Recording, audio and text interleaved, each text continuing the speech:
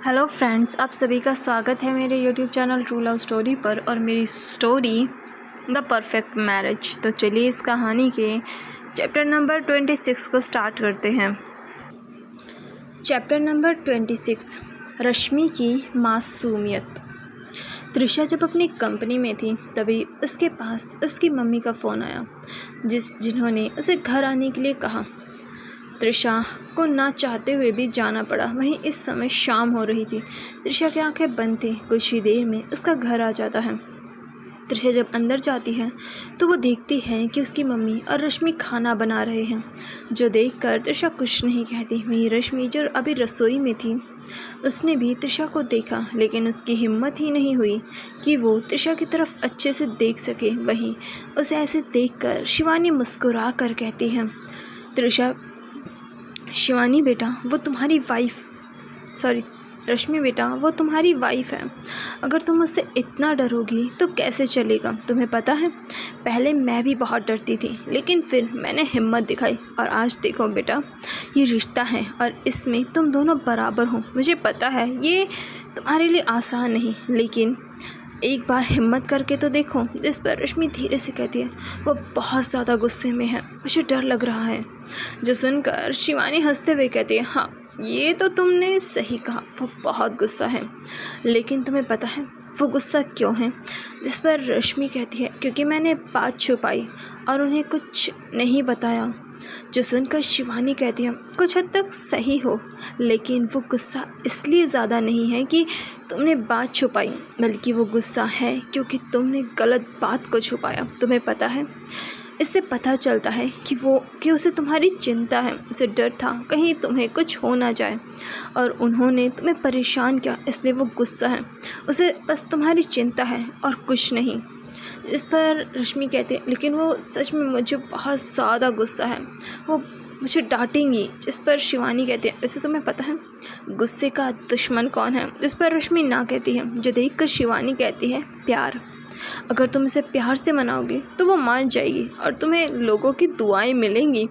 जो सुनकर शिवानी कहते हैं, दुआएं, वो क्यों। इस पर शिवानी कहती है, क्योंकि उसने पूरे ऑफिस के लोगों को डरा दिया, इसलिए अब जाओ, बातें मत करो, चलो खाना लगाते हैं, और हाँ प्यार से मनाना, ठीक है। फिर रश्मि हाँ कहती है। फिर वो दोनों अपने काम में लग जाते हैं। वहीं त्रिशा अपने कपड़े बदलकर कुछ ज़रूरी फ़ोन कॉल करने के लिए नीचे आती है। अभी वो काफ़ी ज़्यादा नॉर्मल लग रही थी, लेकिन उसके चेहरे पर कोई स्माइल नहीं थी। वो देखती है कि सब लोग आ गए हैं, जो देखकर त्रिशा भी अपनी कुर्सी पर बैठ जाती है। संजीत तो उसे देख ही नहीं रहा था। वही खाने के टेबल पर बिल्कुल शांति थी, कोई भी कुछ नहीं कहता। वहीं ये देखकर शिवानी त्रिशा को देखकर कहती है, त्रिशा खाना कैसा बना है, तुम्हारी पसंद की खीर भी है। जो सुनकर त्रिशा बस कहती है। फिर वो खाना खाने लगती है। त्रिशा को ऐसे देखकर सब लोग भी खाना खाने लगते हैं। ऐसा लग रहा था जैसे कोई भी बोलने की हिम्मत ही नहीं कर पा रहा। यहाँ तक कि शिवानी और अमिताभ भी जब त्रिशा का चेहरा देखते हैं तो वो भी चुप रहना ही सही समझते हैं।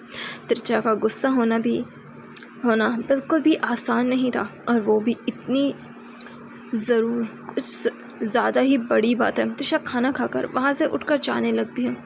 कोई भी उसे नहीं रोकता। त्रिशा के जाने के बाद संजीत एक चैन की सांस लेता है। वो कहता है, मम्मी मुझे लग रहा था जैसे मेरे ऊपर कोई दबाव डाल रहा हो। दी का गुस्सा कितना ज़्यादा है, ख़तरनाक है। इस पर अमिताभ एक सीरियस आवाज़ में कहता है, लगता है कुछ और भी हुआ है, ज़रूर कोई और बात भी है, वरना इतनी सी बात इसे इतना ज़्यादा गुस्सा नहीं दिला सकती। इस पर संजीत कहता है, मतलब कुछ और भी हुआ है। वहीं त्रिशा अपने कमरे में खिड़की के पास खड़ी होकर किसी से बात कर रही थी। उसकी आवाज़ में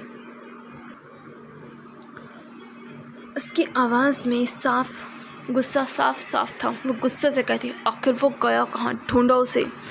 वहीं रश्मि भी जो टेबल के पास खड़ी होकर ये सब सुन रही थी, उसे भी कुछ समझ में नहीं आ रहा था।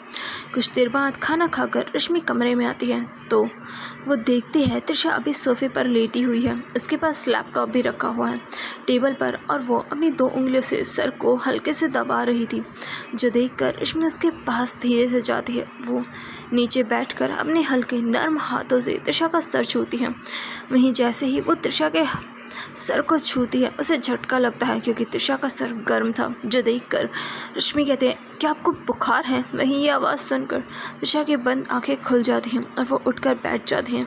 त्रिशा बिना रश्मि को देखे कहती है, मैं ठीक हूँ। जो सुनकर रश्मि त्रिशा के पास बैठकर उसके हाथ को पकड़ने के लिए अपना हाथ बढ़ाती है, लेकिन त्रिशा एक झटके से हाथ हटाकर उठने लगती है। लेकिन ये देखकर भी रश्मि जल्दी से त्रिशा का हाथ पकड़ लेती है जो गर्म था, और वो देखकर रश्मि जल्दी से कहती है, आपको तो बुखार है। लेकिन त्रिशा अपना हाथ छुड़ाकर जाते हुए कहती है, मैंने कहा ना कि मैं ठीक हूँ। जो सुनकर रश्मि उसे देखने लगती है। रश्मि कमरे से बाहर जाते हुए कहती है, मैं मम्मी को बुला रही हूँ, आप वहीं आपको देखेंगी। जो सुनकर त्रिशा बस अपनी आंखें कसकर बंद कर लेती है। फिर वो मुड़कर रश्मि के पास जाकर उसके हाथ को कसकर पकड़ लेती है और उसे देखते हुए कहती है, तुम कहीं नहीं जाओगी। वहीं त्रिशा की पकड़ काफ़ी ज़्यादा मजबूत थी, इसलिए रश्मि के हाथों की चूड़ियाँ टूटने लगती हैं। वहीं जैसे ही ये होता है, एक कांच का टुकड़ा त्रिशा के हाथ में चला जाता है और उसके हाथ से खून बहने लगता है, जो देखकर रश्मि घबरा जाती है और ज़ोर से कहती है, खून। वहीं खून देखकर रश्मि डर जाती है। रश्मि को ऐसे देखकर त्रिशा को अब एहसास होता है कि उसने रश्मि को डरा दिया। फिर उसकी नज़रें अपने हाथ पर जाती हैं और फिर रश्मि का चेहरा देखती है। ऐसे देखकर त्रिशा उसका हाथ छोड़ देती है। वहीं रश्मि के हाथ को देखती है, वहीं कुछ उस पर कोई चोट तो नहीं आई। वहीं रश्मि की नज़रें त्रिशा के हाथ पर थी, जिससे खून बह रहा था। ये देखकर रश्मि कहती है, डॉक्टर, मुझे डॉक्टर को बुलाना चाहिए। वहीं उसे ऐसे देखकर त्रिशा उसका हाथ पकड़कर कहती है, इसकी कोई ज़रूरत नहीं है। त्रिशा ने बस इतना ही कहा था कि रश्मि ज़ोर से चिल्लाती है और कहती है, मम्मी, पापा। वहीं रश्मि की ऐसी आवाज़ सुनकर सब लोग परेशान हो जाते हैं और भागते हुए त्रिशा के कमरे में आते हैं। वहीं त्रिशा उसे चुप कराने की कोशिश कर रही थी। रश्मि बस सबको बुला रही थी। कुछ ही देर में शिवानी, अमिताभ आ जाते हैं। उनके पीछे संजीत भी था। जब शिवानी अंदर आकर नज़ारा देखती है तो हैरान रह जाती है। त्रिशा के हाथों से खून बह रहा था। ये देखकर शिवानी जल्दी से कहती है, डॉक्टर को बुलाओ। और ये कहकर वो जल्दी से त्रिशा के पास जाती है। लेकिन जैसे ही वो त्रिशा का हाथ पकड़ती है, उन्हें एक और झटका लगता है। त्रिशा का शरीर बुखार से तप रहा था, जो देखकर शिवानी अमिताभ को देखकर कहती है, जल्दी बुलाओ। और फिर वो त्रिशा को बिस्तर पर लिटा देती है। त्रिशा ये सब देखकर कहती है, मम्मी, मैं ठीक हूँ, आप बेकार में परेशान हो रही हैं। वहीं अमिताभ की नज़र भी त्रिशा के हाथ पर थी। खून कुछ ज़्यादा ही बह रहा था। रश्मि एक कपड़ा उसके हाथ पर लगाती है। वो रश्मि को देखकर कहती है, बेटा, ठंडा पानी और एक रुमाल लेकर आओ। जो सुनकर रश्मि जल्दी से चली जाती है। आधे घंटे बाद डॉक्टर आते हैं। वो जब त्रिशा को चेक करते हैं, वो हैरान होकर कहते हैं, 105 डिग्री फीवर के बाद भी आप अपने होश में हैं, ये तो कमाल की बात है। जो सुनकर सब लोग और भी ज़्यादा हैरान रह जाते हैं। 105 डिग्री बुखार में इंसान बेहोश हो जाता है। डॉक्टर त्रिशा को कुछ दवाइयाँ देते हैं। उसके घाव पर पट्टी कर के चाहते हुए कहते हैं, इन्हें कम से कम 3 दिन बेड रेस्ट की ज़रूरत है, तभी ये ठीक हो पाएंगी। जिस पर सब हाँ कहते हैं। शिवानी त्रिशा को देखकर गुस्से से कहते हैं, 3 दिन तक घर से बाहर या कमरे से बाहर जाने के बारे में सोचना भी मत। जो सुनकर त्रिशा ऐसे देखती है जैसे उसने कुछ सुना ही ना हो। फिर वो सब वहाँ से चले जाते हैं। वही रश्मि त्रिशा को देखकर कहती है, आपको यहीं घर पर आराम करना चाहिए 3 दिन तक। इस पर त्रिशा कुछ नहीं कहती। ये देखकर रश्मि को बुरा लगता है। वो अपना सिर नीचे करके कहती है, मुझे पता है आप मुझ पर गुस्सा हो क्योंकि मैंने बात छुपाई। फिर वो अपने आंसू साफ करते हुए कहती है, लेकिन मैं ऐसा दोबारा नहीं करूँगी, प्लीज़ मुझे माफ़ कर दीजिए। वहीं त्रिशा जब रश्मि को ऐसे देखती है तो उसे भी अच्छा नहीं लगता, इसलिए वो एक गहरी सांस लेकर कहती है, मैं तुम पर गुस्सा नहीं हूँ। जो सुनकर रश्मि से देखकर कहती है कि सच में, लेकिन आप। जिस पर त्रिशा कहती है, मुझे तुम पर गुस्सा आया था, लेकिन जब मैंने सोचा कि हम दोनों को मिले कितना कम समय हुआ है और भला तुम मुझ पर यकीन क्यों करोगी, और एक तरीके से मैं तुम्हारे लिए अनजान हूँ। ये सब सोचकर मेरा गुस्सा शांत हो गया, इसलिए मैं तुम पर गुस्सा नहीं हूँ। मैं त्रिशा की बात सुनकर रश्मि कहती है, आप मुझ पर गुस्सा हो सकती हूँ और भले ही हम दोनों को मिले बहुत कम समय हुआ है, लेकिन मैं आप पर यकीन करती हूँ और हम अनजान नहीं हैं।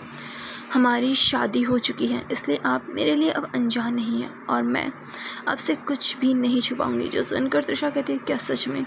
इस पर रश्मि धीरे से हाँ कहती है। जो देखकर त्रिशा कहती है, ठीक है। फिर वो उठते हुए कहती है, लगता है बहुत रात हो गई है, तुम यहाँ सो जाओ।